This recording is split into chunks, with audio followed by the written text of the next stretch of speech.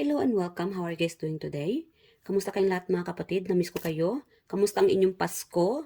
At mag-New Year na naman. So, may isa pang paparating na selebrasyon. So, this is Timeless and Collective. And again guys, kunin nyo lang kung saan kayo naayon. Kung hindi naman, skip nyo lang at para yun sa iba nating kapatid na nanonood dito.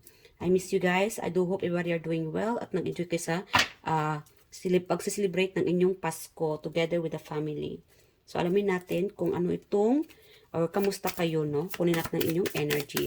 So, this reading is about my good news or something news. May news na paparating soon para sa iyo. Alamin natin itong balita. Ano tayo, chismis. Anong balita ito? This could be, siguro may nalulungkot. May umiiyak dahil sa iyo. Yan. Alamin natin yung mga kapatid. Sino, ano itong balita? Spirit Angels? What is this the news? Okay, Six of Wands, King of Swords. Alright, there will be like a, alright, there will be a communication. Yung iba sa inyo dito, good news. I don't know. There will be a communication, could be, hold on guys Alright. Ang dami ko nakukuha. Anyway, pasensya na mga kapatid ha. Okay. Yung iba sa inyo dito, kasi marami ako nakukuhang energy,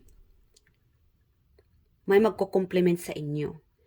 May magko-compliment or marami magko-compliment sa inyo. Ano? Compliment na mapapansin nila yung pagiging, yung talent mo. It could be your talent. Yung iba dito sa inyo, siguro magandang boses mo or magaling ka sa sayaw or maganda ka, yung pananamit mo, yung buhok mo. Yeah. It's something about like, ito magko-compliment sa iyo, it will boost your energy. Yes, you're confident. Meron dito sa inyo siguro mag-comment, no? If ikaw itong social media influencer, meron dito, kasi merong distance you'll be receiving a communication from this person that will boost, na magbo-boost ng iyong confident or mag-boost ng inyong career. Siguro ang boss mo, yung iba dito sa inyo, this could be your boss na mag-message sa iyo, mag-compliment sa iyo. To congratulate you, this could be a reward yung iba. Baka may matatanggap na reward dito sa inyo. Or it could be sa school. Or event. Like again guys, marami akong nakukuhang energy kahit itong dalawang baraha pa lamang, ano? Yeah. Meron naman dito sa inyo, like again guys,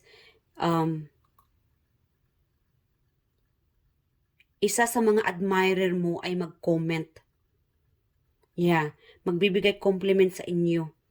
Somebody's been thinking, like again, meron sa inyo dito very specific, no? You guys are becoming attractive. Mas marami nag-attract sa inyo. Sa social media, it could be sa work din, sa school. Yes, marami kang mga stalker. Hindi lang isa, dalawa, siguro 5, 6, 10, marami. Daig mo pa ang celebrity. Or maybe somebody here, celebrity watching in this reading. Very specific here. Yeah. Okay, so that could be a good news yung iba sa inyo dito na may mag-boost na confident or you'll be receiving or achieving this reward. May reward na matatanggap yung iba dito sa inyo. Like again, good news, reward, or may mag-boost na viewers, maraming mag-view sa iyong mga videos, followers. Okay. Yeah. Meron itong mapapasayaw ka sa compliment na ito or reward or announcement. Okay. O siguro mayroon dito sa inyong mananalo sa isang competition. So, that would be a good news yung iba sa inyo. Kung ikaw itong sasali sa isang competition, then, yes, there will be somebody. Somebody will compliment you or you will be receiving this or congratulate you, no? Yung iba naman sa inyo dito, baka may magbibigay na jewelry or parangal. Like again, parangal, congratulate you, reward, medal. I'm also getting like a hairpin. Baka may magbibigay sa'yo ng hairpin, charot. Yeah. or something about like hairstyle, something about sa buhok mo, ano. Yeah. Okay. Yung iba sa inyo dito, kung feeling, I don't know, siguro kailangan mo ng new hairstyle. Lalong-lalo na guys, 2026 ay paparating na, ano. So, baka ito ay isa sa makapagpapaboost ng iyong confident hairstyle, new look, new you. Yeah. Okay. Yeah, that could be help for you, no? Tulong ni universe para sa iyo, or baka si universe ang nagbibigay sa iyo ng idea, hairstyle, something ba sa buhok mo na kailangan na baguhin, lalong-lalo na sa paparating na 2026, or it could be about sa pananamit din. Yeah. Siguro ibahin ang pananamit. Okay. Kung ikaw itong may pagka-Maria Clara ang pananamit, maybe it's time for you to show some a little bit of skin. Yeah, yung legs mo, siguro maganda yung legs mo, then ipakita, irampa mo yan kapatid. Yan, magubos ang iyong confident. Marami mag-attract sa iyo. Charot. Okay, kasi meron kasi dito sa inyo na tinatago mo ang iyong ganda, ang iyong magandang kutis, or magandang buhok. Meron, nakukuhanan ko yung energy na yung buhok na parang kinky or kulot na kulot, siguro nawawalan ka ng energy or nawawalan ka ng confident dyan. So, I think it's time for you to show, no? Siguro lagi nakatali ang buhok mo, yung iba dito. Yes, karamihan kasi sa mga kalalakihan din mga kapatid, and attractive sila sa mga mahahabang buhok. Yeah. Okay. So, siguro kailangan mo nang baguhin yung hairstyle mo, or yung pananamit. I don't know. Like again, a boss, somebody is watching you, or maybe again, a good news, your boss is going to message you or compliment you or giving you reward. Yeah, somebody from the higher rank, mas mataas pa sa iyo, a boss, a leader, is going to approach you. Communication. Meron naman sa inyo dito multiple suitors or multiple people is going to approach you. Yeah, kakausapin ka. Okay. Ano naman ang sasabihin sa iyo nito kung kakausapin ka ng dalawang taong ito or somebody? Ano ang kanilang? Okay. Three of Swords. Okay, so like again, it could be love. Maybe there's love triangle. Third party, yung iba dito. Kung ikaw itong galing sa sakit, na busted, or iniwan, heartbreak, yes, multiple people, they are ready to heal you. May dalawang tao na, this could be friendship as well, or work, school. Like again guys, iba-iba yung sitwasyon ninyo.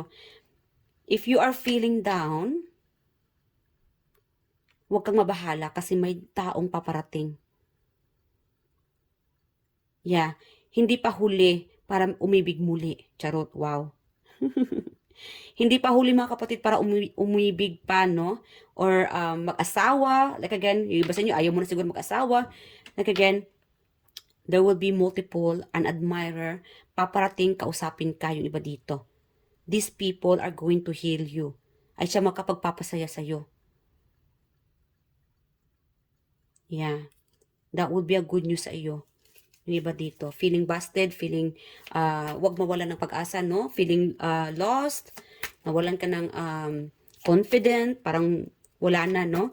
Like again guys, kung meron namang mga third party situation sa inyo dito, ikaw itong nagkaroon ng third party, iniwan ka, or ipinagpalit ka, let it be. Move on. It's time to heal. Dahil, like again, everything has a reason. May rason kung bakit nangyari iyon. Those people are not, or that person is not meant for you.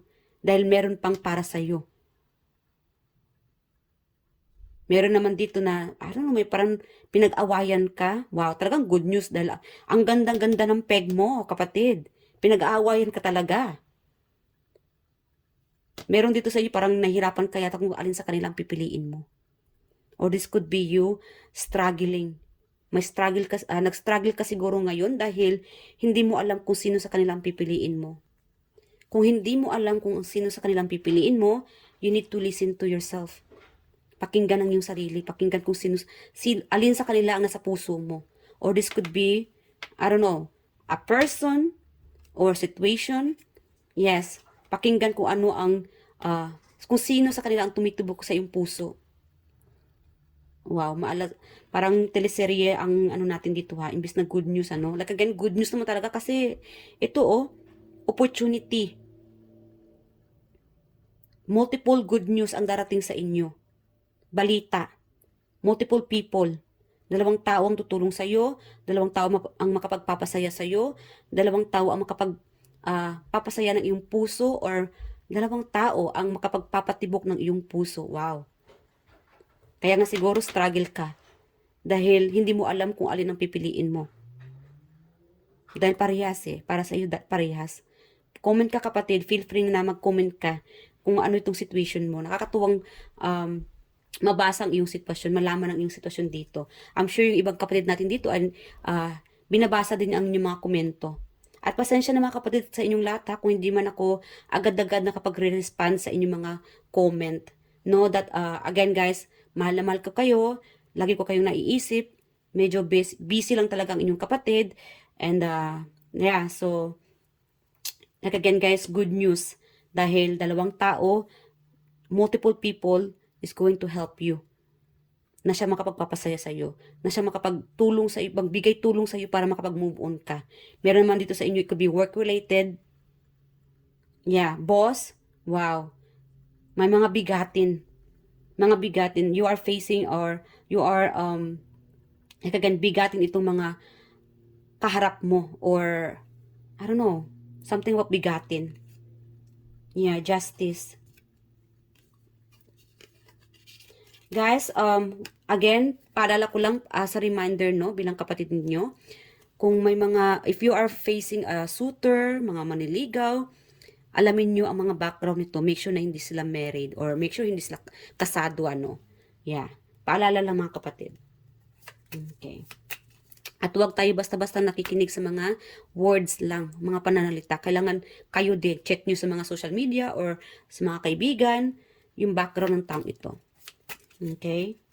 So, ano pa? Good news? O ano pang balita? Tungkol saan pang balita na matatanggap ninyo? Okay.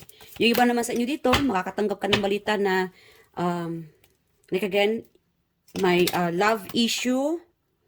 Siguro yung katrabaho mo or boss mo ay hiwalay na. Wow. Okay. Or siguro makakatanggap ka ng balita na itong boss mo ay may gusto pala sa'yo, amo, kaklase, leader, or a celebrity na may gusto sa'yo. Like again, whatever na balita na matatanggap mong kapatid, matutuwa ka. This will be a good news big time sa inyo dito. Again, passion. Yeah. You have to be more balanced. Yeah, 2 of Pentacles. May mga ups and down. Okay. Like again, mga communication, miscommunication yung iba dito sa inyo. It's time to move on.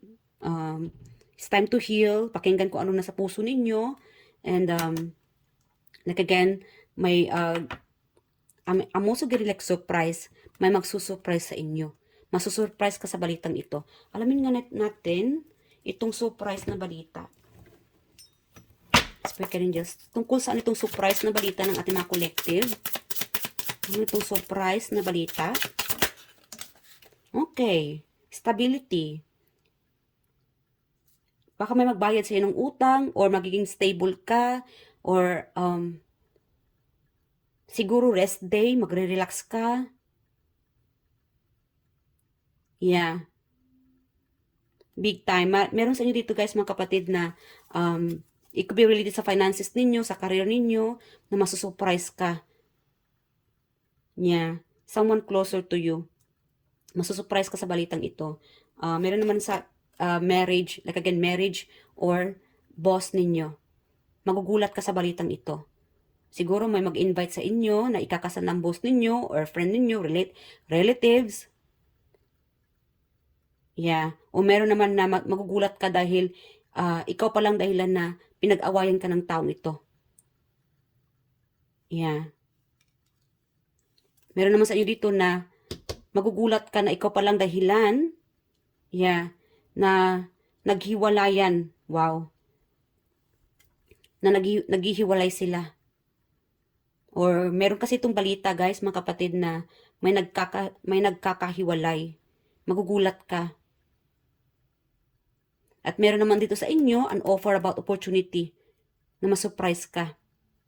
It could be like again money opportunity, travel opportunity, or magiging boss ka.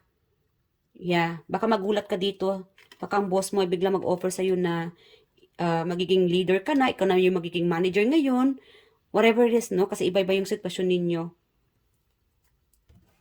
And again, Ten of Swords, an ending. Baka may magugulat dito na mag-end. End of contract. And an ending of situation. Yeah.